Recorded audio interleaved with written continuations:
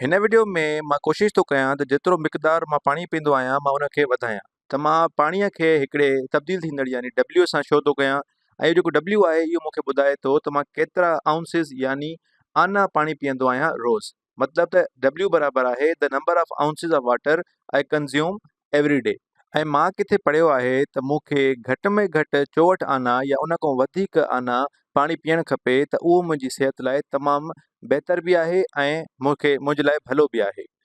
त हाणे मूंखे W खे वधाइणो आहे,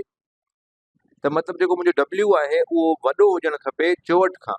यानी W should be greater than, यानी W उन खां पोइ ग्रेटर जी निशानी ऐं उन खां पोइ असां लिखंदासीं 64। त मतिलबु जेको W अंग आहे उहो 64 खां वॾो आहे। हाणे हिनखे तस्वीरी सूरत में असां ग्राफ में कीअं लिखंदासीं, ऐं अगरि असां वटि हिकु लाइन आहे जेका असांखे ॿुधाए थी पई नंबर्स आहिनि, में असां वटि 0 खां वठी करे 64 ताईं नंबर्स आहिनि ऐं उन्हनि खां अॻिते ऐं पोइते बि हलनि था। हाणे अगरि मूंखे जेको W आहे उहो लाज़मी मूंखे 64 खां वॾो करिणो आहे, यानी 64 जे बराबरि बि न आहे करिणो ऐं 64 खां वॾो रखिणो आहे, त उहो किथे ईंदो इन लाइन में। त हाणे अगरि असां हिन लाइन में वापसि अचूं त असां वटि जेको अंग आहे 0 खां वठी करे 64 ताईं, त हाणे त 64 वारो जेको अंग आहे हिनखे मां सर्किल थो पयां, त मतिलबु इहो असां 64 वारो टच न थींदो ऐं उन खां अॻियां जेका बि जॻह आहे असांजो W उन में कहिड़ी बि जॻह ते थी सघे थो, ऐं 64 खां पोइते असांजो न थींदो, छाकाणि त उहो हिन कंडीशन खे सेटिस्फाई न कंदो।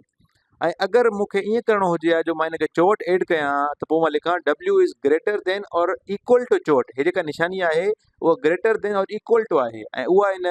तस्वीर में ईअं अचे हा त अगरि असां साॻी तस्वीर वरी ठाहियूं ऐं उन में असां वरी उहो साॻियो ई नंबर हणूं 0, ऐं उन खां पोइ असां वरी अॻिते उहा डैश हणी करे लिखूं 64 वारी लाइन, त हाणे असांजो जेको 64 अंग आहे जेके मां हाणे मार्क थो कयां, सर्किल थो कयां, इहो बि इंक्लूड थी वेंदो W में। पहिरियां असां 64 खे ॿाहिरि कढियो हुयोसीं, एक्सक्लूड कयो हुयोसीं, ऐं हिन में हाणे असां इंक्लूड कयो आहे, यानी इन में अंदरि मौजूदु आहे 64। त पोइ इहा लाइन 64 खां शुरू थींदी ऐं अॻिते एंडलेसली हलंदी रहंदी।